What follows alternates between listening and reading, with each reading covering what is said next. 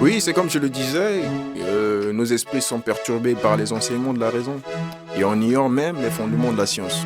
S'il vous plaît, Deacon, est-ce que vous pouvez nous rappeler les fondements de la science? Ok.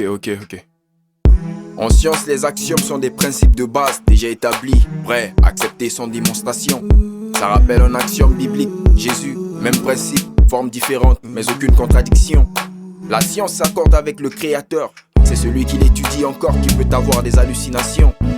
Puis doute et questionnement support l'oriente et l'homme relaie le singe car plus d'évolution. À l'image du Créateur lui-même, l'homme est libre, ce dernier peut décider bonheur ou malheur.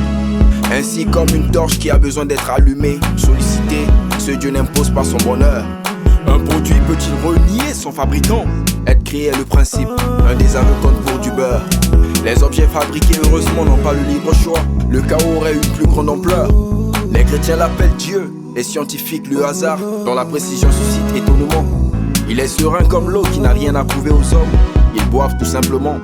Pour X plus X, il y a bien une réponse, et c'est 2X, d'autres avis peuvent diverger, évidemment. Jésus est la réponse de Dieu pour l'humanité, il y a des options opposées, car on choisit librement. Le souci de Dieu est que certains optent pour une version limitée de la science, une vie atrophiée. Ils rencontrent plein de mystères pourtant élucidés dans le livre de la version complète authentifiée. On se base sur notre calendrier qui rappelle son amour. À l'an 0, son fils est venu pour se sacrifier. Et les nouvelles du monde rappellent qu'il a besoin du secours du suprême, à qui il devrait se confier.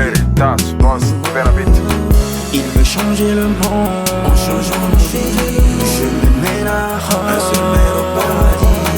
Et pas sans limite, mais puissance sans limite.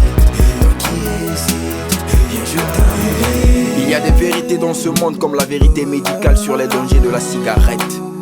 Connu du fumeur qui constate des décès mais prolonge malgré tout son plaisir, rien ne l'arrête. Pas totalement fautif puisque toutes les vérités ne libèrent pas, même quand on les répète.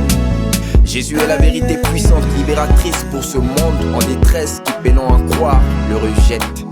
C'est une erreur de penser qu'on a été obligé de faillir, car on aura toujours le choix dans la vie. Il y a ceux qui disent que c'est si difficile qu'ils n'ont de choix que de se contenter d'une piètre vie. Ils auront conscience du mal, dont danger sans s'indigner, car pour eux pas d'autre option de survie. Mais il y a ceux qui refusent de brader leurs valeurs, tenant ferme afin que rien ne les dévie. Nelson Mandela aurait pu accepter les offres du confort d'un bon poste pour sortir de prison. Mais il avait des convictions, des valeurs et a préféré souffrance et persévérance à la trahison. Il a payé le prix pour un changement. T'es pas obligé de suivre une masse dominante par sa raison. Oui, le péché procure du plaisir, comme quoi il faut un bel emballage pour faire avaler le poison. Sais-tu ce qui est intéressant quand on regarde un film avec quelqu'un qui l'a déjà visionné? On peut se fier à son récit de la suite des événements, même quand le suspense fait frissonner. Le film de ta vie, même en cours, est sublimable. Jésus a le pouvoir d'en changer les données.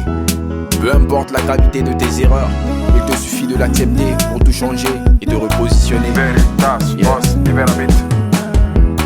Il veut changer le monde en changeant nos vies. Je me mène à Rome, un seul mène au paradis. Et pas sans limite, mais puissance sans limite. Toi qui hésites, viens je t'invite.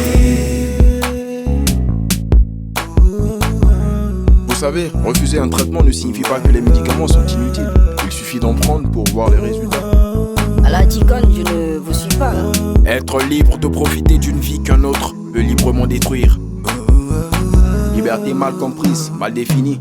Souvent dans nos excès et succès, le décès d'un proche nous rappelle ce rendez-vous au seuil de l'infini.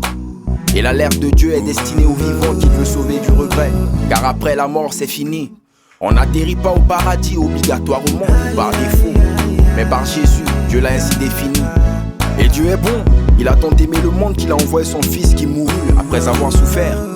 Il n'aurait pas eu besoin d'envoyer ce fils unique, précieux, si personne ne risquait d'aller en enfer. Mais aurait juste à attendre la mort de chaque homme pour faire vers le paradis un transfert. L'enfer est destiné à Satan qui entraînera avec lui ceux qui auront choisi ce qu'il leur a offert. Pourquoi se fatiguer ou mourir si pécheurs et saints peuvent au final avoir la même trajectoire? Jésus a payé un grand prix pour le rachat. La sanctification pour dîner au ciel reste obligatoire.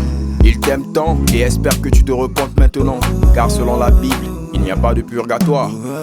croit en la vérité de sa parole et rejette toute flatterie, hypothèse ou déduction contradictoire. Il a déjà beaucoup de supporters qui lui font une mauvaise pub par leur style de vie presque ridicule. Il aime, c'est vrai, mais aime aussi pécher un peu. Alors pour lui obéir, ils font des calculs. De tels chrétiens n'influencent pas ce monde qui, quand on entend enfant de Dieu, pense à un Hercule. Tu es invité à devenir un vrai disciple qui fait et vit comme Christ, dans le froid et dans la canicule.